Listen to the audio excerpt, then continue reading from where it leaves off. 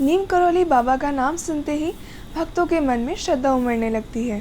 उन्हें हनुमान जी का अवतार माना जाता है और आज भी उनके भक्त उनकी सीखों पर अमल करते हैं। बाबा का जीवन चमत्कारों से भरा हुआ था और उनके बारे में कई कहानियाँ प्रचलित हैं। कहा जाता है कि वे बिना कुछ कहे लोगों की मन की बात समझ लेते थे और उनकी परेशानियों का समाधान कर देते थे। आइए आज हम आपको बताते हैं नीम करौली बाबा के जीवन से जुड़ी खास बातें। नीम करौली बाबा का असल नाम लक्ष्मी नारायण शर्मा बताया जाता है। उनका जन्म एक ब्राह्मण फैमिली में हुआ था। केवल 11 साल की उम्र में ही उनकी शादी हो गई थी, लेकिन उनका मन सांसारिक जीवन में नहीं लगता था। उन्होंने साधु बनने का फैसला किया और घर छोड़ दिया। हालांकि पिता के कहने पर वे कुछ समय के लिए वापस आ गए और परिवार की जिम्मेदारियां निभाई। उनके 2 बेटे और एक बेटी भी हुई, लेकिन आध्यात्मिक मार्ग की ओर उनका झुकाव हमेशा बना रहा। कहा जाता है कि 17 साल की उम्र में ही उन्हें ज्ञान की प्राप्ति हो गई थी और उनके गुरु स्वयं हनुमान जी थे। नीम करौली बाबा ने पूरे भारत में भ्रमण किया और हर जगह उन्हें अलग अलग नामों से पुकारा गया, लेकिन उनका प्रसिद्ध नाम नीम करौली बाबा कैसे पड़ा, इसके पीछे एक रोचक घटना है। एक बार वे ट्रेन में बिना टिकट यात्रा कर रहे थे। जब टिकट चेकर ने उन्हें देखा तो अगले स्टेशन नीम करौली पर उतार दिया।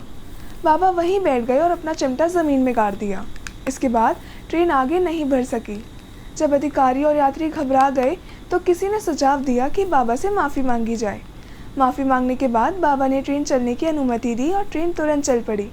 बाबा ने शर्त रखी कि यहाँ एक स्टेशन बनाया जाए ताकि आसपास के गाँव वालों को फ़ायदा हो। उनकी बात मानी गई और वहाँ नीम करौली नाम से स्टेशन भी बना। तब से बाबा को नीम करौली बाबा के नाम से जाना जाता है। नीम करौली बाबा के जीवन से जुड़ी कई चमत्कारिक घटनाएं प्रचलित हैं।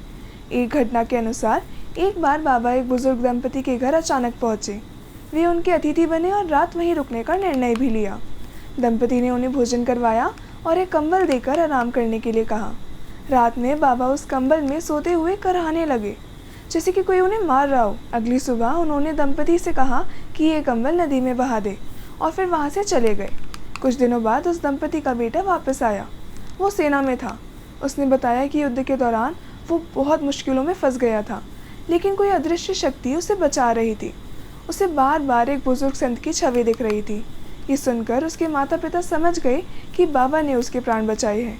इस घटना के बाद से बाबा को कंबल चढ़ाने की परंपरा शुरू हो गई ताकि वे भक्तों की रक्षा करें। नीम करौली बाबा का प्रमुख आश्रम उत्तराखंड के नैनीताल जिले में स्थित कैची धाम है। ये आश्रम भक्तों के लिए आध्यात्मिक ऊर्जा का केंद्र बना हुआ है। बाबा यहाँ कई सालों तक रहे और भक्तों को आशीर्वाद देते रहे। यहाँ हर साल 15 जून को विशाल भंडारा आयोजित किया जाता है, जिसमें लाखों श्रद्धालु शामिल होते हैं। तो देखा आपने, आज हमने आपको बाबा नीम करौली से जुड़े कुछ चमत्कारों के बारे में बताया।